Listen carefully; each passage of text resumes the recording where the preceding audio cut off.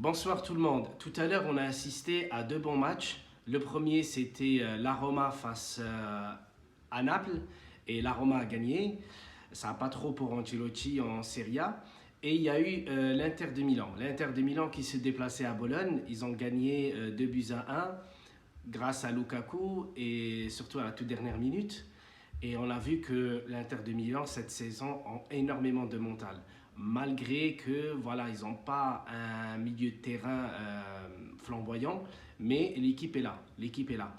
Et ce soir, là, je suis à la mi-temps, je regarde la Juventus de Turin qui se déplace au Torino. On lance l'intro et après, on parlera du derby de la Mole entre le Torino et la Juventus.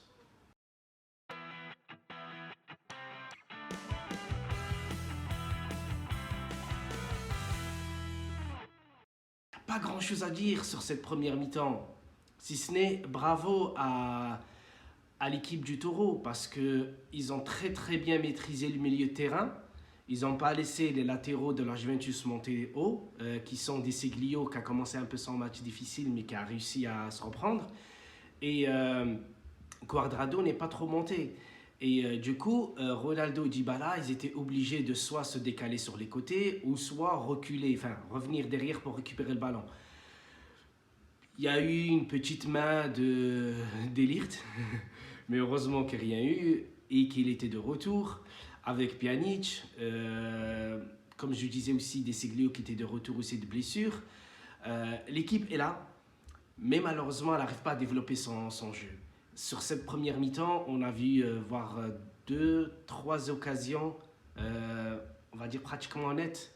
Celle de Dybala à la 31e minute et celle de Cristiano Ronaldo. Et la toute dernière, c'était pour Delirte. Mais il aurait pu se mettre bien dans ce match-là en marquant un but, mais ça n'est pas arrivé. Et ensuite, ce que je disais, le schéma de Sarri, il est très bon. Il est très très bon. Et franchement, je comprends comment il veut faire jouer l'équipe. Mais malheureusement, au milieu de terrain, à part Pjanic, qui est un pur technicien, tu as, on va dire, Bentancur qui est un peu limite. Et tu as Matuidi.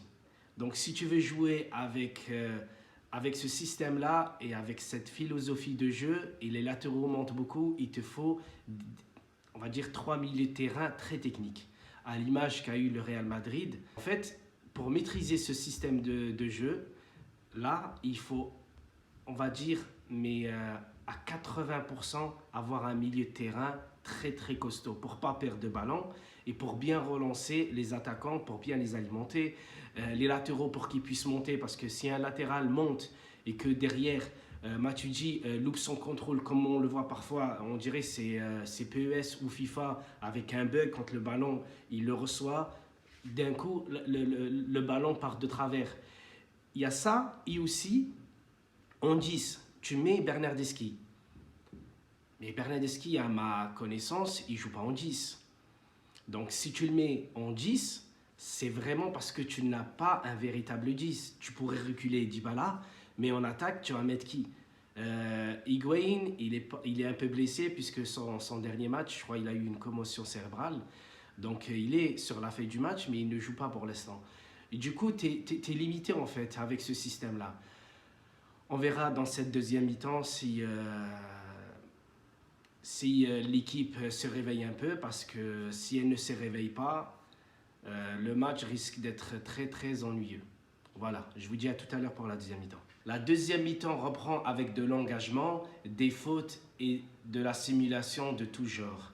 Comme vous savez, la Juventus joue la première place. Le Torino essaie de sauver sa peau vu qu'il fait partie des derniers de ce classement, et aussi de son coach Mazzarri. Donc, pas grand-chose à dire dans cette deuxième mi-temps, hein. C'était pareil, hein. Ce que j'ai noté, c'était la rentrée de Higuaín à la place de Dybala qui était qu'il a très mal pris cette sortie. Je comprends pas, il aurait pu sortir Bernardeschi et faire jouer Dybala en 10 et mettre Higuaín en 9 avec Ronaldo. Mais ça, je ne comprends pas. Parce que, après, c'est vrai, il sort Bentancur qui a été très bon dans ce match. Il fait rentrer Khedira qui a été un peu bon.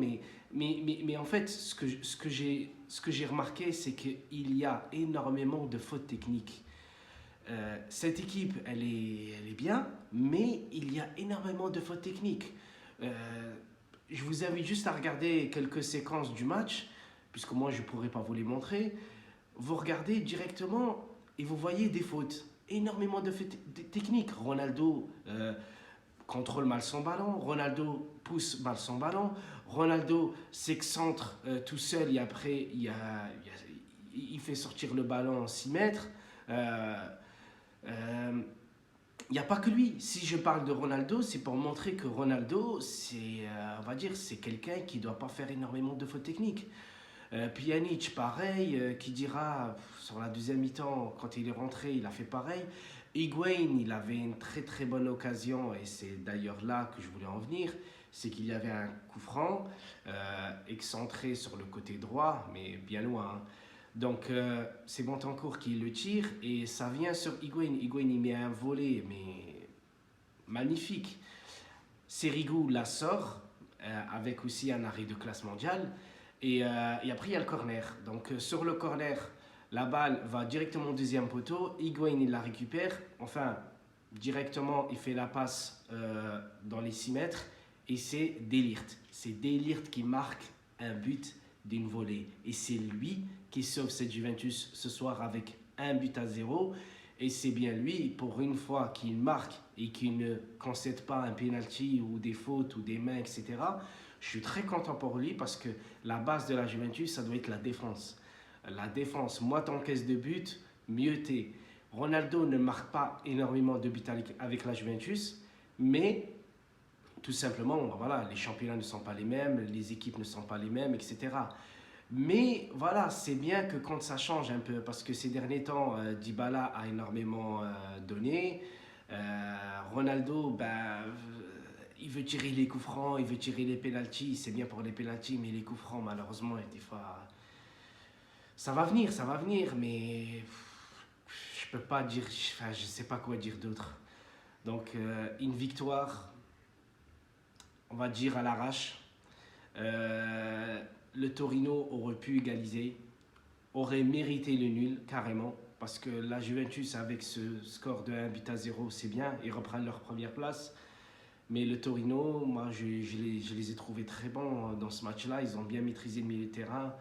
Mais voilà, plus les matchs avancent, je sais, il y a une série de 7 matchs sur 21 jours, mais plus le temps avance, plus je me dis, voilà, l'équipe n'arrive pas à maîtriser sa technique. C'est sa technique, moi que je trouve ça infligeant. C'est de perdre de ballons, mais de perdre des balles très bêtement, quoi. Ils perdent, ouais, laisse tomber, quoi. Bon, en tout cas, merci de m'avoir suivi pour ce Torino Juventus. Merci de m'avoir suivi et je vous dis à très bientôt pour de nouvelles vidéos. Ciao.